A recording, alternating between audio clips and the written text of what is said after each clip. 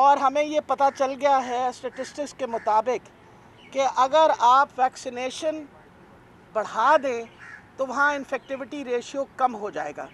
जो मरीज़ हमारे पास अस्पतालों में दाखिल हो रहे हैं उनमें भी ये देखा गया है कि कम से कम 88% मरीज़ वो हैं जिनको वैक्सीन नहीं मिली।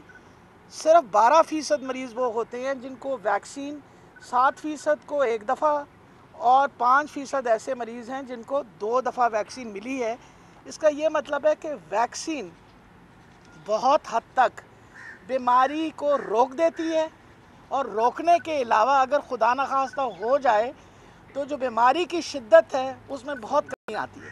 क्योंकि जो इंटेंसिव केयर यूनिट के अंदर मरीज़ दाखिल हैं उनमें से 95% वो मरीज़ हैं जिनको वैक्सीनेशन नहीं मिली, और एक बहुत छोटी तादाद है जो क्रिटिकली इल हैं, यानी जिनको ज़्यादा तक शिद्दत हुई है, जो एक बहुत छोटी तादाद है। यानी 37 अगर मरीज़ हमारे पास दाखिल थे, एक मरीज़ ऐसा था जिसको वैक्सीन मिली हुई थी, 36 मरीज़ ऐसे थे जिनको वैक्सीन नहीं मिली। लोगों को अब इस बात का एहसास कर देना चाहिए कि वैक्सीन ही एक ऐसी चीज़ है जिससे आपकी जान बच सकती है, आपके प्यारों की जान बच सकती है। मेहरबानी करके वैक्सीनेशन जो है वो करवानी बहुत ज़रूरी है। कैप्टन उस्मान साहब ने जो इनिशिएटिव्स लिए हैं, ख़ास तौर पे ये वाला इनिशिएटिव जिसमें आज इन्होंने एनजीओ के साथ मिलके, हैंड्स एनजीओ के साथ मिलके आज 12 मोबाइल, 2 एम्बुलेंसेस और 12 मोबाइल वैक्सीनेशन की गाड़ियां जो हैं, आज ये 5 टाउन्स के अंदर ये काम करना शुरू कर देंगी, जो कि डीएचओ लाहौर ने इनको बताया है और जो सीओ लाहौर ने उनको बताया है कि किन किन एरियाज़ में जानी है। लोगों की शिकायत कि जी हम आपके वैक्सीनेशन सेंटर पर नहीं पहुंच सकते, हमारे लिए मुश्किल है, काम से निकलना मुश्किल है, ये सारा काम आसान करके इन्होंने इन सब को वहाँ पहुँचा दिया है कि भाई अगर आप नहीं आ सकते तो हम आपके पास पहुँचें। पाकिस्तान स्टेट ऑयल भी इसके अंदर शामिल है, मैं उनकी भी बड़ी शुक्रगुजार हूँ कि उन्होंने भी इसमें शमूलियत की है। और वैसे भी मेरी इत्तला के मुताबिक अब तो पेट्रोल पम्प्स के ऊपर भी वैक्सीनेशन सेंटर्स बन गए हैं। मेरा ख़्याल है जितना हुकूमत इस वक्त एफ़र्ट कर रही है उसके बारे में अब किसी को शक नहीं होना चाहिए। वैक्सीन हमारे पास वाफर मिकदार में मौजूद है। एक चैलेंज दिया गया था कमिश्नर साहब को आज से 3-4 दिन पहले एनसीओसी की तरफ से कि लाहौर की वैक्सीनेशन की तादाद कम है बाकियों के मुकाबले में। तो बहुत मैं इस बात पे खुश हूँ कि कल के दिन में सिर्फ एक दिन के अंदर 63,000 लोगों को लाहौर के अंदर वैक्सीन लगाएगी। एंड आई रियली अप्रिशिएट, ये इसी तरह का एफर्ट है एडमिनिस्ट्रेशन का जो इस वक्त हेल्थ को कामयाबी दे रहा है। मैं इनकी बहुत मशकूर हूँ कि जिस मेहनत से ये काम कर रहे हैं। इंशाल्लाह लाहौर डिवीज़न में अगर इसी मेहनत से हम लगे रहे तो बहुत जल्द, मैं आपको तसल्ली देती हूँ कि बहुत जल्द 40% की आबादी जो हमने वैक्सीनेट करनी है उससे ज़्यादा आबादी जो है वो इंशाल्लाह वैक्सीनेट हो जाएगी। हमारी कोशिश पूरी है कि कम से कम 70% आबादी दिसंबर तक वैक्सीनेट हो जाए ताकि हर्ड इम्यूनिटी आ जाए और हम इस वबा से अपनी जान छुड़वा सकें। मैं आप सबको दोबारा ये बताना चाहती हूँ इस न्यूज़, ये जो मीडिया ब्रीफिंग के थ्रू, कि खुदारा अपने बच्चों को, अपने बड़ों की खातिर, अपने बुज़ुर्गों की खातिर आप अपने आप को वैक्सीनेट करवाएं। हुकूमत फ्री वैक्सीनेशन की सहूलत घर घर पहुंचाने को तैयार हुई है। अब अगर कोई ताही है तो फिर आप लोगों की तरफ से रह जाएगी कि आप अपने आप को वैक्सीनेट कराएंगे। वैसे भी 30 तारीख का इन्होंने नोटिस दे दिया है और आपको पता है कि कैप्टन उस्मान साहब जो हैं वो वैसे भी बड़ी सख्ती करते हैं। 30 तारीख तक अगर लोगों ने अपने आप को वैक्सीनेट नहीं करवाया तो उनको फिर हर जगह जाने पे पाबंदी हो जानी है। तो लोगों को इस चीज़ को मद्देनज़र रखते हुए जितना जल्दी हो सके वैक्सीन लगवाएं।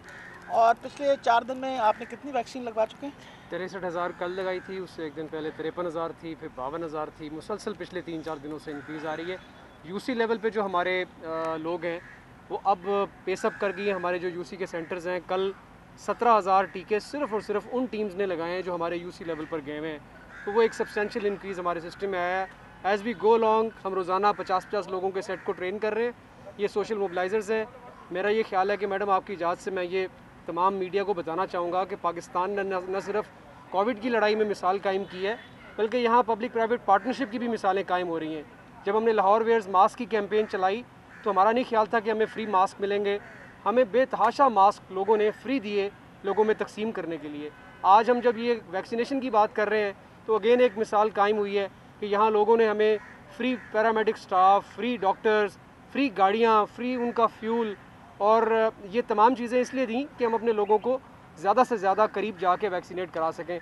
इंशाल्लाह ताला मुझे बड़ी उम्मीद है मैडम, आपने हमेशा पेट्रनेज दी इन लोगों को, हौसला अफजाई की इनकी काम करने की। इंशाल्लाह लाहौर अपने टारगेट्स मीट करेगा। लाहौर वेयर्स मास्क के बाद इंशाल्लाह Lahore gets vaccinated is will be a successful campaign और इस कैंपेन को इंशाल्लाह ताला और जगहों पर कॉपी किया जाएगा। आखिर में मैं इल्तिजा करना चाहूँगी कि मुखय्यर हज़रात जो ये बात समझे हैं, हमें किसी किस्म की वैक्सीन के लिए डोनेशन नहीं चाहिए। अल्हम्दुलिल्लाह हुकूमत के पास वाफर मकदार में वैक्सीनेशन है, लेकिन इस तरह की कैंपेन जिस तरह NGO ने एक मिल के हमारे साथ शुरू की है, और भी NGOs हैं जो इस काम में कार खैर के काम में शामिल हो सकती हैं। वो लोग जिनके पास हम नहीं पहुंच पा रहे, अगर कहीं मोहल्लों में काम कर रहे हैं तो हमें आप इत्तला दीजिए, हम आपके साथ कोऑपरेट करके कोशिश करेंगे कि हर बंदे के पास पहुँचें। और ये भी मैं ख़बर देना चाहती हूँ कि इंशाल्लाह पहली के बाद 15 और 18 साल के दरमियान के बच्चों के बारे में भी डिसीजन हो गई है NCOC की कि इंशाल्लाह उनको वैक्सीनेशन शुरू करेंगे। पहली के बाद उम्मीद है कि 17 और 18 साल के बच्चों को सबसे पहले लगेगी, फिर 16 से 17 साल के बच्चों को लगेगी और फिर 15 से 16 साल के बच्चों को लगेगी। जी मैडम, जो भारतीय वेरिएंट है उसकी इस वक्त हमारे मुल्क में क्या पोजीशन है, लाहौर में, पंजाब में? दूसरा क्या SOPs पर हम मुतमिन है कि अमल हो रहा है वाकई बाज़ारों में? देखें, जहाँ तक ताल्लुक़ है डेल्टा वेरिएंट का, वो मैं बताती चली जाऊँ कि हमारे पास जो आज़ाद शुमार आ रहे हैं उसके मुताबिक 75 से 80% डेल्टा वेरिएंट ही इस वक्त मौजूद है। और सिर्फ इधर नहीं, पाकिस्तान में नहीं, 4th वेव में सारी दुनिया में इस वक्त डेल्टा वेरिएंट ने तबाही मचाई हुई है, या भारतीय वेरिएंट जिसको आप कहते हैं, उन्होंने तबाही मचाई हुई है। लेकिन अल्हम्दुलिल्लाह पाकिस्तान में जहाँ तक अस्पतालों का ताल्लुक़ है, जहाँ तक मरीज़ों की तीमारदारी का ताल्लुक़ है, हमारे पास शुक्र है खुदा का हर किस्म का इंतज़ाम है कि हम मरीज़ों का ख्याल कर सकें। जी कैप्टन साहब जो कहते हैं वो करके दिखाते हैं और शायद ये जो है वैक्सीनेशन जो है ये 30 सितंबर तक मुकम्मल कर दें। सवाल ये है कि जिन लोगों ने 2020 से 31 सितंबर तक वैक्सीनेशन करवाई है, वो अगले साल उनकी दोबारा बारी आएगी? बेटा, सबसे बड़ी बात है कि 2020 में तो किसी को वैक्सीनेशन लगी नहीं, 2021 की मार्च से लगनी शुरू हुई है वैक्सीनेशन। अभी एक डिसीजन ली जा रही है कि आया 6 महीने के बाद या 7 महीने के बाद जिन लोगों ने बाहर सफ़र करना है उनको हम वैक्सीनेट कर दें। लेकिन आज जो खुशखबरी है वो ये है कि सऊदी अरेबिया, जिसने बहुत शोर मचाया हुआ था, आज उन्होंने साइनोफार्म और साइनोवैक दोनों को रिकग्नाइज़ कर लिया है, जो कि एक अच्छी बात है। वरना हमारे बेचारे लोग जिन्होंने बाहर जाना था उनको मसला बना हुआ था। 2 वैक्सीन लग चुकी थी, तीसरी लगानी हमारे लिए मुश्किल थी। तो फ़ॉरेन ऑफिस की तारीफ़ करनी चाहिए कि उन्होंने बड़ा एफर्ट करके और फ़ॉरेन ऑफिस ने ये इंश्योर किया कि सऊदी अरेबिया में अब वो वैक्सीन जो है एक्सेप्ट होती है। साइनोफार्म और साइनोवैक वैसे तो मिडिल ईस्ट में सारे में होती थी सिवाय सऊदी अरेबिया में, अब वो सऊदी अरेबिया में भी शुरू हो गई है। जहाँ तक आपने बात की है थर्ड, देखें बेटा, रोज़मर्रा हम इसीलिए आप लोगों को बार बार आपके पास आते हैं। ये एक ऐसी बीमारी है जो पहली दफ़ा दुनिया में आई है और ये रोज़ाना इवॉल्व करती है, रोज़ाना कोई नई म्यूटेशन आती है, रोज़ाना कोई नई बात आती है। हमारी पूरी कोशिश होती है कि आप तक हम सारी बात पहुंचाएं। मैं आपकी मैडम आपकी इजाज़त से आपके सवाल में एक मैं इजाफा करना चाहूँगा। दुनिया भर में सेकंड डोज़ या बूस्टर डोज़ को लेके बातचीत चल रही है, लेकिन एक बात जहन में रखिए कि जिन लोगों ने बिल्कुल वैक्सीनेशन नहीं कराई, पहले उनका राइट है कि हम उन्हें प्रोटेक्ट करें, बजाय इसके कि हम लोगों को बूस्टर डोज़ लगाना शुरू कर देंगे तो जो गरीब तबका है या वो लोग जो दूर हैं या जिनके पास अवेलेबिलिटी नहीं है वो महरूम रह जाएंगे इस प्रोटेक्शन से।